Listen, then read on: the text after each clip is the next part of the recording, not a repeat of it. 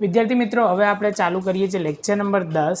આપણા ટોપિકનો છેલ્લો લેક્ચર છે, એટલે ધ્યાનથી સમજી લઈએ. બહુ જ ઇઝી, ખાલી સ્ટેપ બાય સ્ટેપ જોતા જઈએ એટલે ક્લિયર થઈ જશે. તો સૌથી પહેલાં જ્યારે ઉપાડ પર વ્યાજ ગણવાનું રહી ગયું હોય ત્યારે ઉપાડ પર વ્યાજ ગણવાનું રહી ગયું આ ટોપિકનું નામ છે, તમે લેક્ચરના સ્ટાર્ટિંગમાં લખી કાઢજો. તો હવે એની અંદર આગળમાં જે બીજા પોઈન્ટમાં શું કહે છે એ પહેલાં વિદ્યાર્થી મિત્રો એક વસ્તુ ધ્યાન રાખજો કે મૂડી પર વ્યાજનો જે ટોપિક હતો સેમ આ જ ટોપિક એ રીતનો જે તમારે અલગ અલગ વસ્તુ પર ધ્યાન રાખવાનું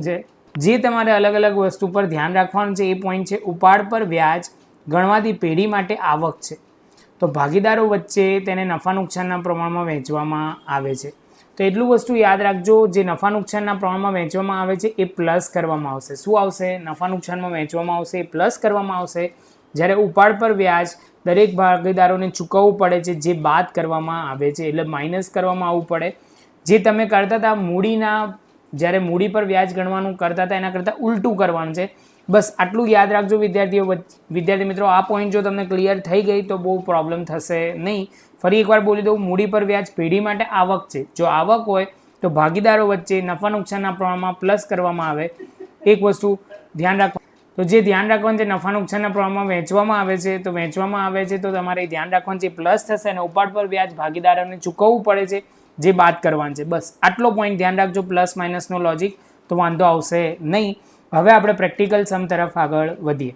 ચલો વિદ્યાર્થી મિત્રો, સ્ટાર્ટ કરીએ. સૌથી પહેલાં સમની અંદર શું ઇન્ફોર્મેશન આપી એ વાંચીએ પૂરી શાંતિથી. અનીશ અને મનીષ 3:2ના પ્રમાણમાં નફો નુકસાન વહેંચતા ભાગીદારો છે. પહેલો પોઈન્ટ કીધું કે બે ભાગીદારો છે જે 3:2ના પ્રમાણમાં નફો નુકસાન વહેંચે છે. તો આપણે લખી કાઢ્યું ભાગીદાર અનીશ અને મનીષ, અને છેલ્લે લખ્યું કુલ. હવે નફાની વહેંચણી કર્યા પછી માલુમ પડ્યું કે ઉપાડનું વ્યાજ 1300 અને 1200 ગણવાનું રહી ગયું છે. તો તમે કહેશો કે સર બે વસ્તુ ગણવાનું રહી ગયું છે, કેટલું? 1300 અને 1200, એટલે ટોટલ કરશો તો થઈ જશે 5, એટલે 2500 તમારું વહેંચવાનું, એટલે કે વ્યાજ ગણવાનું રહી ગયું છે. તમે કહેશો કે સર ઉપાડ પર વ્યાજ છે એ તમે શું કરશો? ઉપાડ પર જે વ્યાજ આપ્યું છે એ માઇનસ આવે, એ ખાસ ભૂલવાનું નહીં. અને નફામાં વધારો જે થશે એ તમે એક જેમ કયા પ્રમાણમાં વહેંચશો? નફાનો જે વધારો છે એ કયા પ્રમાણમાં વહેંચશો? 3:2ના પ્રમાણમાં. કયા પ્રમાણમાં? 3:2ના પ્રમાણમાં આપણને આપેલું છે, એટલે 2500 ને તમે 3:2ના પ્રમાણમાં વહેંચશો એટલે વિદ્યાર્થી મિત્રો આવશે તમારે પહેલું 1500 એ પ્લસમાં લખાશે, અને બીજું આવશે 1000 એ પણ પ્લસમાં. અહીંયા લખશો તો 200 પ્લસમાં આવશે, અને અહીંયા કરશો તો 200 માઇનસમાં આવશે. જે પ્લસમાં આવે એ તમે કહેશો કે સર એને લખવાનું જમા, તફાવતની રકમ કહેવાય. આપણે 1300માંથી 1500 માઇનસ કરશો એટલે કે પ્લસ, 1300 માઇનસમાં છે, 1500 પ્લસમાં છે, આન્સર તમારો પ્લસમાં આવશે. સેમ વે 1200 માઇનસમાં છે, 1000 પ્લસમાં છે, તો આન્સર માઇનસમાં આવશે, જે ઉધાર થશે. તમારે જે ખાસ કરવાનું છે, જે ક્વેશ્ચન પૂછવામાં આવ્યો છે કે ભૂલ સુધારણા નોંધ લખો. આપણે ગણતરી કરીએ. હવે ભૂલ સુધારણા નોંધ સ્ટાર્ટ કરીએ. તો એની અંદર તમે કહેશો કે સર સિમ્પલી સ્ટાર્ટ કરો. સૌથી પહેલાં કયું ખાતું ઉધાર થશે? તો મનીષના મૂડી ખાતે ઉધાર 200 તે અનીશના મૂડી ખાતે 200. બસ આટલો પોઈન્ટ ધ્યાન રાખજો, એટલે બહુ વાંધો આવે નહીં. આ આપણી ભૂલ સુધારણા નોંધ હતી. જે માઇનસમાં આવે એ તમારે ધ્યાન રાખવાનું છે, ઉધાર થશે, અને જે પ્લસમાં આવશે એ જમા થશે. બસ વિદ્યાર્થી મિત્રો, આ આપણો દાખલો પૂરો થયો. તમે એકવાર આને પોઝ કરીને લખી લો. હવે આપણે બીજા દાખલા તરફ આગળ વધીએ. ચલો વિદ્યાર્થી મિત્રો, હવે નવો દાખલો તમારી સામે છે. શું ઇન્ફોર્મેશન આપી છે એ વાંચતા જઈએ. XYZ એ ભાગીદારી પેઢીના ભાગીદારો છે. તો આપણે XYZ અને કુલ લખી કાઢ્યું. નફાની વહેંચણી કર્યા બાદ માલુમ પડ્યું કે તેમને ઉપાડ પર વ્યાજ અનુક્રમે 1700, 2400 અને 3100 વ્યાજ ગણવાનું રહી ગયું છે. તો તમે કહેશો કે સર જે વ્યાજ ગણવાનું રહી ગયું છે એ લખતા જઈએ. 1700, 2400 અને 3100. એટલે લખશો પહેલું 1700 પ્લસ 2400 પ્લસ 3100, સોલ્વ કરશો એટલે 7200 આવશે. આ 7200ને કયા પ્રમાણમાં વહેંચવાનું છે એવું આપણને કંઈ કીધું છે દાખલામાં? કંઈ ના કીધું હોય તો 1:1:1, જેને નફામાં વધારો કહેવાશે. 3 જણ વચ્ચે વહેંચાશે 7200 ભાગ્યા 3 કરશો એટલે તમે કહેશો કે સર 2400 પ્લસમાં 2400 પ્લસમાં અને 2400 પ્લસમાં.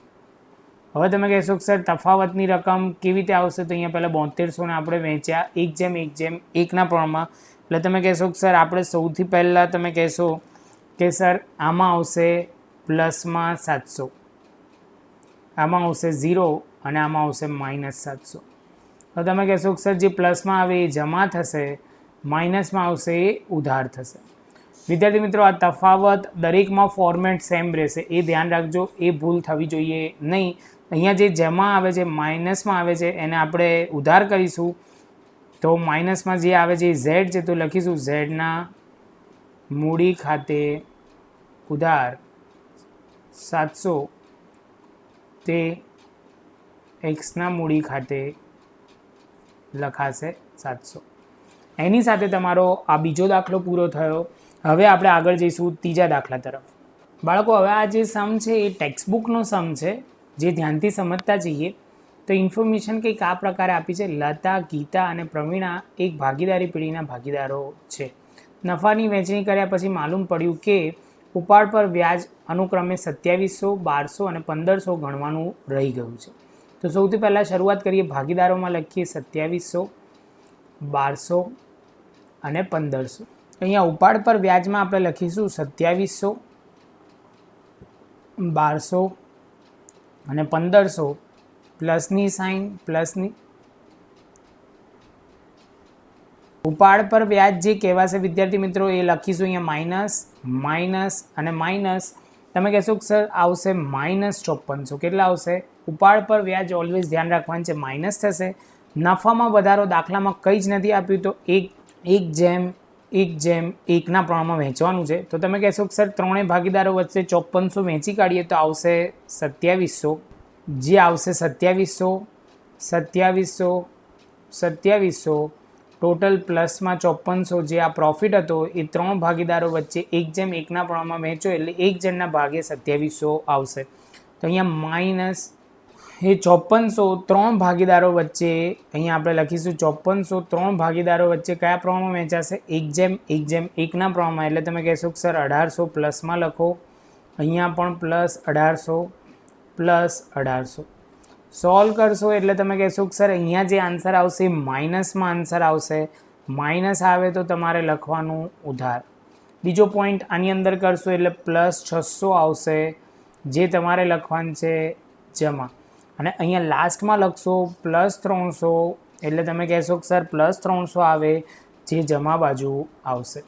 વિદ્યાર્થી મિત્રો, આ બેઝિક પોઈન્ટ હતો જે તમને ક્લિયર થવો જોઈએ, આપણે હમણાં પણ કરેલો છે. ફરી એકવાર કહી દઉં, ઉપાડ પર વ્યાજ ઓલવેઝ માઇનસમાં આવશે. મૂડી પર વ્યાજ જે ઉપાડ પર વ્યાજ જે આવશે એ માઇનસમાં આવશે, જે ખાસ ધ્યાન રાખવાનું છે, બધી જગ્યાએ માઇનસમાં લખશો. અને નફામાં વધારો જે ભાગીદારો વચ્ચે 1:1:1ના પ્રમાણમાં વહેંચી કાઢશે 5400, એની સાથે તમારો આન્સર આવશે. તમે કહેશો કે સર આના પછી જે અગત્યની લાઈન લખી છે જે તમારે ધ્યાન રાખવાનું છે, ભૂલ સુધારણા નોંધ લખો. તો હવે આપણે ભૂલ સુધારણા નોંધ લખીએ તો અહીંયા લખીશું લતાના મૂડી ખાતે ઉધાર. પછી કોના ખાતે લખીશું? તો બે જણના જમા કરવાનું છે, તે ગીતાના મૂડી ખાતે, તે પ્રવીણાના મૂડી ખાતે. તો તમે કહેશો કે સર આ બંને મૂડી ખાતે જમા આવશે તો અહીંયા આવશે 600, અહીંયા આવશે 300 અને અહીંયા ઉધારમાં આવી જશે 900. એની સાથે વિદ્યાર્થી મિત્રો એવું કહી શકો કે તમારા મેજોરિટી બધા સમ આપણે કવર થઈ ગયા છે. ઉદાહરણ 8 જે છે એ તમારે હોમવર્કમાં જાતે કરવાનું છે, જે ધ્યાનથી કરજો. અહીંયા આપણે લેક્ચર પૂરું કરીશું. જો તમને આ વિડીયો ગમ્યો હોય તો લાઇક, શેર, સબસ્ક્રાઈબ જરૂરથી કરજો. અને આવી જ વિડીયો જોવી હોય તો પ્લેલિસ્ટની અંદર તમને આવી વિડીયો આપેલી છે, તમે એમાં ધ્યાનથી જોઈ શકો છો. અને અત્યારના તમારી સામે 4 પ્લેલિસ્ટ આવી છે, એનો ઉપયોગ તમે કરીને જોઈ શકો છો. મળીશું નવી વિડીયો.